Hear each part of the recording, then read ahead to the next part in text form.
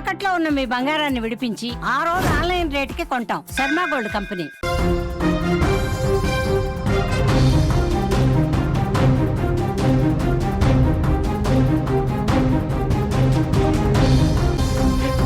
Big breaking news చూస్తున్నాం. అమెరికాలో emergency పరిస్థితులు నెలకొన్నాయి.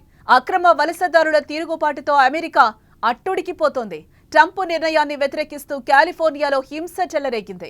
సరైన పత్రాలు లేని వారిని పట్టుకోవడానికి ఫెడరల్ సైన్యం రంగంలోకి దిగింది. ఒక్క కాలిఫోర్నియాలోనే 2000 మంది ఉన్నారని డిపార్ట్మెంట్ ఆఫ్ హోమ్లాండ్ సెక్యూరిటీ చెప్తోంది.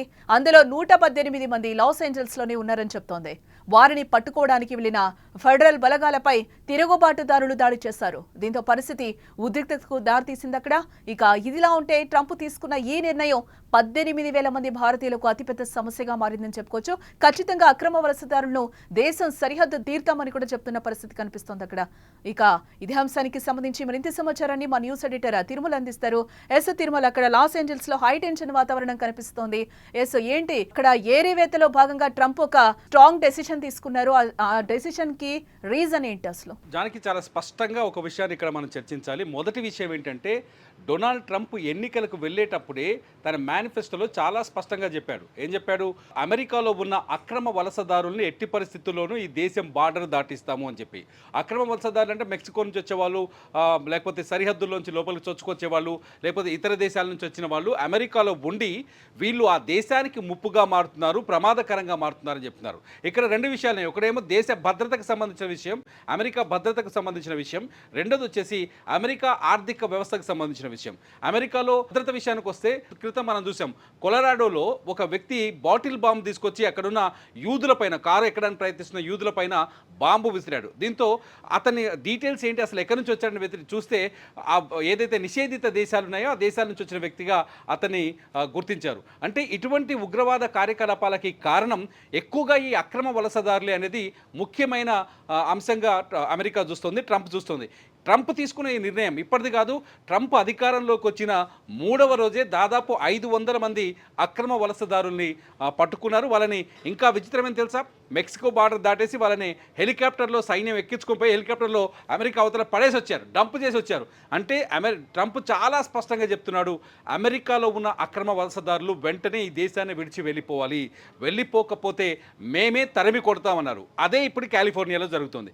కాలిఫోర్నియా రాష్ట్రానికే చూసుకుంటే దాదాపు 2000 మంది అక్రమ వలసదారులు ఇక్కడ ఉన్నట్టుగా డిపార్ట్మెంట్ ఆఫ్ హోమ్లాండ్ సెక్యూరిటీ చెప్తుంది. 2000 మంది అక్కడ ఉన్నారంటే అందులో ఒక లాస్ ఏంజల్స్లోనే 118 మందిని పత్రాలు లేని వాళ్ళని గుర్తించారు. అంటే కొన్ని పత్రాలు ఉంటాము, అక్రమంగా ఉంటాము, లేకపోతే వీసా టైం అయిపోయినా అక్కడే ఉండిపోవడం, ఇవన్నీ పక్కన పెడితే అసలు ఏ డాక్యుమెంట్స్ లేకుండా అమెరికాలో చేరిన వాళ్ళే దాదాపు 118 మంది ఉన్నారట లాస్ ఏంజల్స్లో. అందులో 2000 మంది, మొత్తం 2000 మంది ఉన్నట్టుగా గుర్తించారు. అది వాళ్ళని పట్టుకునే ప్రయత్నంలో, ఈ 118 మందిని పట్టుకునే ప్రయత్నంలో అక్కడికి డిపార్ట్మెంట్ ఆఫ్ హోమ్స్ అంటే అమెరికా ఫెడరల్ బలగాలు వచ్చినప్పుడు వాళ్ళపైన తిరుగుబాటు జరిగింది. ఎవరైతే ఒక 1000 మంది 18 మంది పట్టుకొని 44 మందిని పట్టుకొని ఏం చేశారు, లాస్ ఏంజల్స్లో ఉన్న ఒక సబ్ జైలు తీసుకెళ్లారు, డిటెన్షన్ సెంటర్. ఆ సబ్ జైలు పైన దాదాపు 1000 మంది దాడి చేశారు. ఈ దాడి చేయడంతో ఒక్కసారిగా తిరుగుబాటు మొదలైంది. పరస్పరం బాంబులు విసురుకున్నారు, ఫైర్ వర్క్స్ అని చెప్తున్నారు, బాంబులు విసురుకున్నారు. అట్లాగే సైన్యం పైన కూడా దాడి చేసే ప్రయత్నం చేశారు. దీంతో అక్కడున్న భద్రతా బలగాలు టియర్ గ్యాస్ ప్రయోగం చేశారు, లాఠీ చార్జ్ చేసింది, ఫైరింగ్ కూడా చేశారు. దీంతో ఒక్కసారిగా కాలిఫోర్నియాలో ఉద్రిక్త పరిస్థితులు నెలకొన్నాయి. ముఖ్యంగా లాస్ ఏంజల్స్లో పరిస్థితి భీతావహంగా ఉంది. అక్కడ పారామౌంట్ అనే సిటీ, లాస్ ఏంజల్స్ పరిధిలోని పారామౌంట్ సిటీలో ఎక్కువగా మొత్తం ఇప్పుడు ప్రస్తుతానికి అక్కడ కర్ఫ్యూ విధించారు. బలగాలు అక్కడ అటాక్ చేస్తున్నాయి. అక్కడ ఉన్న వాళ్ళని ఇవాళకి 2వ రోజు, ఇది ఒక రోజు కాదు, ఇది మొదలై 2 రోజులు అవుతుంది. 2 రోజులుగా అక్కడ ఉద్రిక్త పరిస్థితులు నెలకొన్నాయి. చాలా స్పష్టంగా అక్రమ వలసదారులు చెప్తున్నారు, ట్రంప్ అనేవాడు ఈ దేశాన్ని నాశనం చేస్తాడు, ట్రంప్ అమెరికన్లకి వ్యతిరేకం, అమెరికన్ విధానాలకు వ్యతిరేకం, మేము ఈ దేశ పౌరులమే, ఎందుకు వెళ్ళిపోమంటున్నారు, మాకు హక్కు ఉంది దేశంలోని వాళ్ళు ప్లకార్డులు ప్రదర్శిస్తున్నారు, నిరసనలు చేస్తున్నారు. అయినప్పటికీ ట్రంప్ చాలా స్పష్టంగా చెప్తున్నాడు, ఎవడైతే అమెరికన్ కాదో సరైన పత్రాలు లేకుండా అమెరికాకు వచ్చారో, అమెరికా రూల్స్కు వ్యతిరేకంగా ఉన్నారో వాళ్ళని తరిమి కొడతాం ఈ దేశం నుంచి అని చాలా స్పష్టంగా చెప్తున్నాడు. అందుకనే ట్రంప్ నిర్ణయాన్ని అక్కడ వ్యతిరేకించడం వల్ల ఒక్కసారిగా ఉద్రిక్త వాతావరణం, ఎమర్జెన్సీ సిచ్యువేషన్ కనిపిస్తోంది. ట్రంప్ అయితే ఈ విషయంలో వెనక్కి తగ్గే అవకాశం అయితే కనిపించట్లేదు. జానికి ఒకసారి ఒక రకంగా చూడాలంటే ఒక లెక్క ప్రకారం భారతదేశం నుంచి కూడా దాదాపు 18,000 మంది అక్రమంగా, మనం డంకీ అని ఒక సినిమా చూసాం కదా షారుఖ్ ఖాన్ది, అలా అక్రమంగా దాదాపు 18,000 మంది అమెరికాలో చొరబడ్డారు, అమెరికాలో ఉన్నారు. ఆ భారతీయులకు కూడా ఇప్పుడు ట్రంప్ నిర్ణయం ప్రమాదకరంగా మారిందని చెప్పాలి. అక్కడికి వెళ్ళి ఏదో పని చేస్తూ, చిన్న చిన్న పనులు చేస్తూ, లేకపోతే సెక్యూరిటీ చిక్కకుండా తప్పించుకుంటూ దొంగతనంగా జీవించే వాళ్ళ సంఖ్య చాలా ఉంది. ఇండియా నుంచి 18,000 మంది ఉన్నట్టుగా చెప్తున్నారు. ఇది అధికారికంగా అమెరికా చెప్పిన లెక్క చాలా ఉంది. సో అమెరికాలో అక్రమంగా నివసించడానికి, అమెరికాలో అక్రమంగా ఉండడానికి ఎవరైనా ప్రయత్నిస్తారో వాళ్ళపైన ట్రంప్ ఖచ్చితంగా ఉక్కుపాదం మోపుతుందని చెప్పాలి. ఈ 2 రోజుల క్రితం కూడా ట్రంప్ ఒక కీలకమైన నిర్ణయం తీసుకున్నాడు. ఏది కొలరాడోలో జరిగిన ఉగ్రదాడి తర్వాత ఒక కీలకమైన నిర్ణయం తీసుకున్నాడు. ఏదైతే ఇస్లామిక్ బేస్ ఉన్న కంట్రీస్, దాదాపు 12 దేశాలని నిషేధించాడు. ఆ 12 దేశాలకి వీసాలు ఇవ్వకూడదు, ఆ 12 దేశాల పౌరుల్ని ఇది అమెరికాలోకి అనుమతించకూడదు. వాళ్ళ వల్లే దేశంలో ఉగ్రవాద కార్యకలాపాలు జరుగుతున్నాయి, ఫైరింగ్ జరుగుతుంది, అక్రమాలకు పాల్పడుతున్నారు, పసిపిల్లల పైన లైంగిక దాడులకు పాల్పడుతున్నారు. ముఖ్యంగా 3 పాయింట్లు కీలకంగా తీసుకుంది అమెరికా ప్రభుత్వం.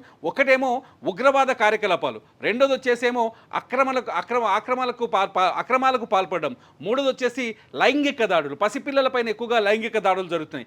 ఈ 3ంటికి కారణం ఎవరని ఒక్కసారి అమెరికన్ క్రైమ్ రికార్డ్స్ని తిరగరాస్తే ఎక్కువగా ఇతర దేశాల నుంచి వచ్చిన వాళ్ళు, సరైన డాక్యుమెంట్స్ లేని వాళ్ళు, ఎక్కువగా ఈ ఇస్లామిక్ కంట్రీస్ నుంచి వచ్చిన వాళ్ళు ఎక్కువగా నిందితులుగా కనిపించడంతో ట్రంప్ ఇంత కఠినమైన నిర్ణయం తీసుకున్నట్టుగా తెలుస్తుంది. అందుకే నేను 12 దేశాలపైన డైరెక్ట్గా, వెనిజులా కూడా ఉంది అందులో, వెనిజులా లాంటి దేశం పైన కూడా డైరెక్ట్గా నిషేధం విధించాడు. ఇంకొక 7 దేశాలపైన పాక్షిక నిషేధం విధించాడు.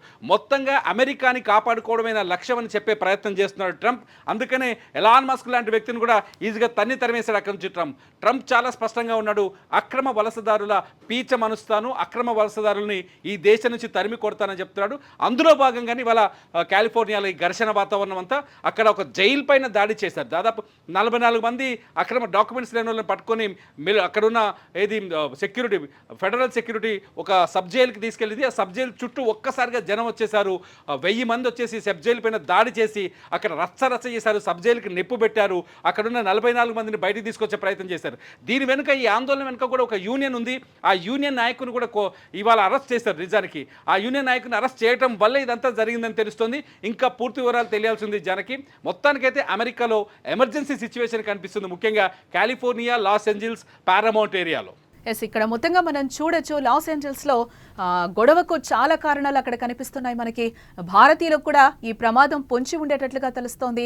అక్కడ ఎవరైతే అక్రమ వలసదారులు ఉన్నారో వాళ్ళందరినీ కూడా రిటర్న్ పంపించే పరిస్థితి కనిపిస్తోంది. అక్కడ అయితే అట్టుడికి పోతుందని చెప్పుకోవచ్చు. ట్రంప్ నిర్ణయాన్ని కూడా వ్యతిరేకిస్తూ కూడా కాలిఫోర్నియాలో హింస చెలరేగినట్లుగా మనకైతే అక్కడ విజువల్స్లో కూడా క్లియర్గా కనిపిస్తున్న పరిస్థితి. ఫెడరల్ సైన్యం కూడా రంగంలోకి దిగింది.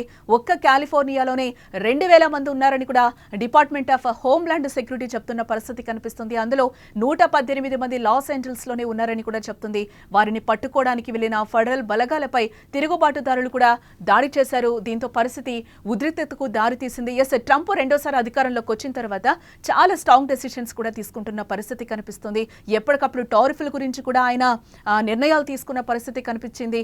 ఇప్పుడు రష్యా యుద్ధానికి సంబంధించి కూడా ఆయన ఒక డెసిషన్ తీసుకున్నారు. ఎప్పటికప్పుడు కూడా ఆయన రెండోసారి అధికారంలోకి వచ్చినాక ప్రతిరోజు కూడా ట్రంప్ వార్తల్లో నిలుస్తున్న పరిస్థితి మనకి కనిపిస్తూనే ఉంది. ఇదే నేపథ్యంలోనే అక్రమ వలసదారులనైతే మేము తరిమి కొడతామని ఆయన నిర్మోహమాటంగా చెప్తున్న పరిస్థితి అయితే మనకి కనిపిస్తుంది. ఇందులో భారతీయులు కూడా ఉన్నారు. భారతీయులకు ముప్పు పొంచి ఉందా అనేది కూడా మనం చూడాల్సిన అంశం.